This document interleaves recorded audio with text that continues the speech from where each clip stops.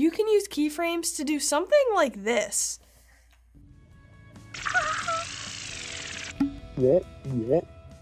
Or something a little more serious, like this. My name is Jesslyn, and today I'm going to show you how you can fine-tune your edits with keyframing. So what exactly are keyframes? Keyframes are when you have 2 points in Premiere that you designate, and they're for different parameters like opacity or rotation. And you set a value, and Premiere will automatically fade from one value to the next. Now, let's see how to actually use keyframes. So here in Premiere, I have my project open. Now, there is something you can do in the timeline here, but I want to show you a more fine-tuned way to use it. So let's go into Effect Controls.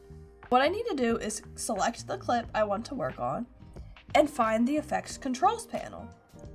Normally, it will pop up for you in this top corner over here. If you don't see it, hold Shift 5 and it will appear. So once I'm selected on my clip and I'm in the Effect Controls panel, I have all of these different parameters that I can adjust. Now, I don't really like to have my Effect Controls panel on this side. It feels too small for me. As you can see, I have this big section over here that I think is a much better place to put the effect controls to have more room. That's just what I prefer though. You can put it wherever you want it. That helps you to do well. To make a keyframe, first you need to put your playhead, this blue thing here, where you want the first keyframe. Now I want it to be where my mouth starts opening, right there. And then click the stopwatch, and it creates this little diamond, which is your first keyframe. Now, right now, this isn't gonna do anything. If I play the clip, it's not rotating at all. The reason for that is I haven't added any rotation, and I only have one keyframe. To actually make it start rotating, I need to add another keyframe and change the rotation amount so Premiere knows what 2 points it needs to fade from. I'm gonna drag to right when I start closing my mouth. Right here. And to make another keyframe, I just need to change the parameter amount. Again, for me, it's rotation. Okay. So now I have 2 keyframes, and if I want to navigate through them, I could use these arrow buttons. It can be kind of hard to click the left button. There we go. And it will take me to the first one, which is at 0 rotation, and then the second one, which is at, I actually don't want it to be at that rotation. Let me see. It's slightly off. So when you're selected on a keyframe, if you adjust it, it will edit that keyframe. Now I'm gonna restart the clip and play it. And there we go, it rotated. But if you look here, it starts and ends very abruptly. So right now, the animation is very straightforward. It just goes, no rotation, rotation, no rotation. Let's make it fade a little more, so it looks a little more like rotation.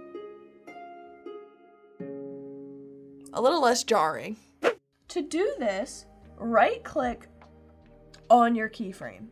And here are the different effects you can put to change the fade, the way that the keyframe animation works.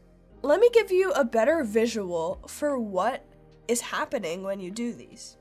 First, you're going to want to zoom in to your keyframes a bit more so that you can see better, and then position it there.